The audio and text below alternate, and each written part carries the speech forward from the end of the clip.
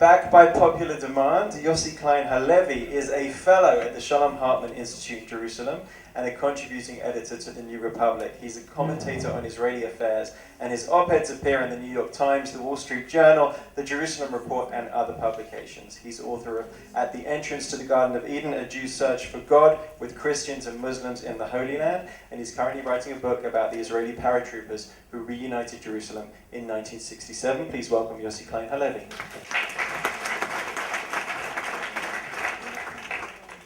Thank you, and Laurie and Yoav, it's wonderful to be with you here. In order to assess the historic achievement of Zionism, I'd like to take us back to the state of the Jewish people in 1945.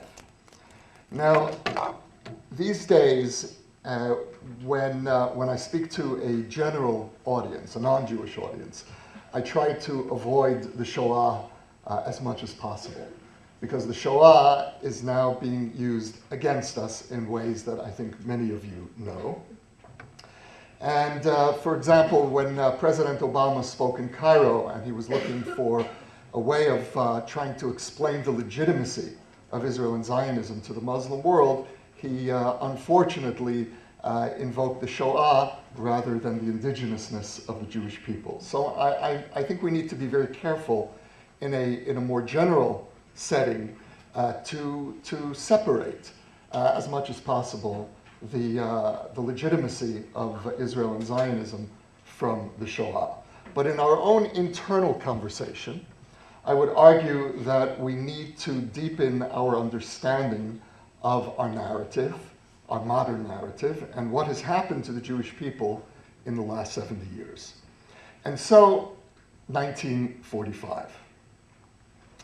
The Shoah essentially assaulted the Jewish people in three potentially fatal ways: physical, psychological, and spiritual.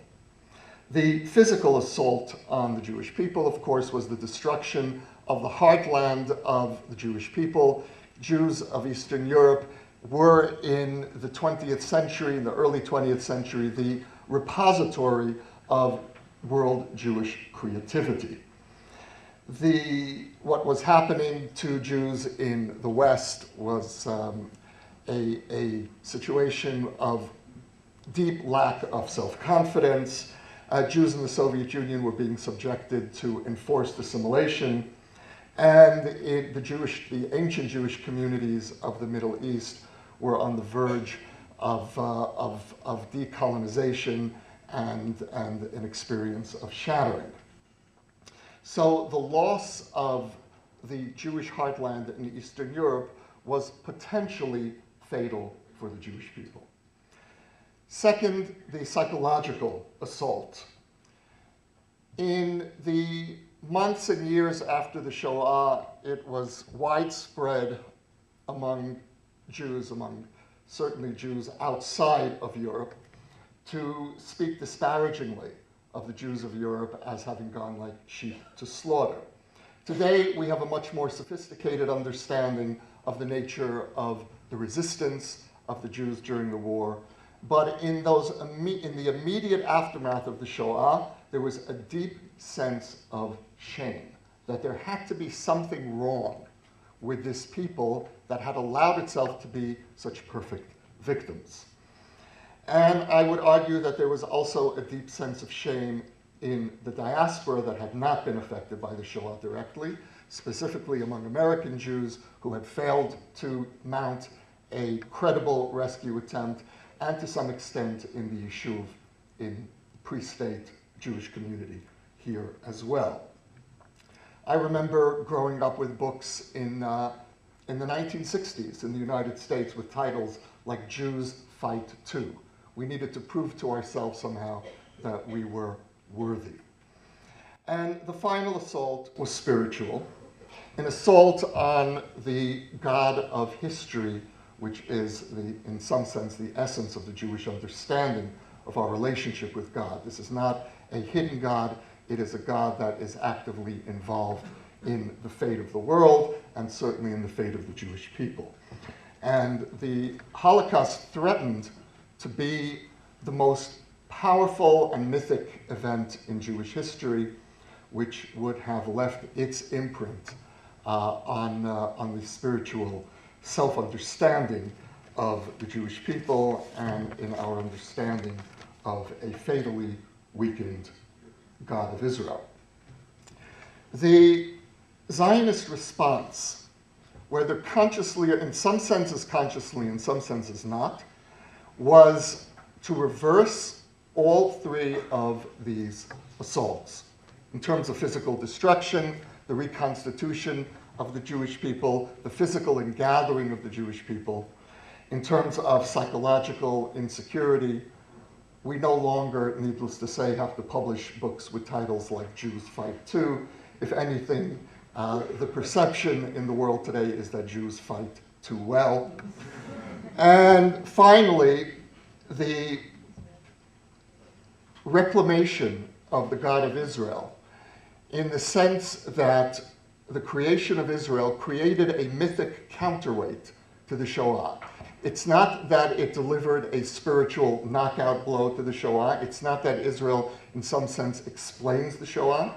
But Israel made it possible for many Jews to think again in terms of the God who loves and protects the people of Israel. That was hardly the goal of the secular founders of the state. Nevertheless, it was an unintended and very profound consequence that we are living out very strongly in our time. Okay. In terms of the failures, first of all, we have failed to create a common sense of Israeliness with over 20% of our citizens who are not Jewish, who are outside of the very powerful mythic nature of the Zionist success story. And we have failed to figure out a way of balancing our Jewishness with our Israeliness, of creating, I would say, a neutral public space, a civic public space that is not directly linked with the Jewish experience. The second deep failure, which we are finally and belatedly beginning to confront now, is that Zionism freed the Jewish people, but it kept Judaism in the ghetto. For all kinds of historic, political, sociological reasons, the form of Judaism that took official and exclusive root here was, in some sense, the most ghettoized form of Judaism, so that the face of Judaism in the sovereign state of Israel is pre-sovereign.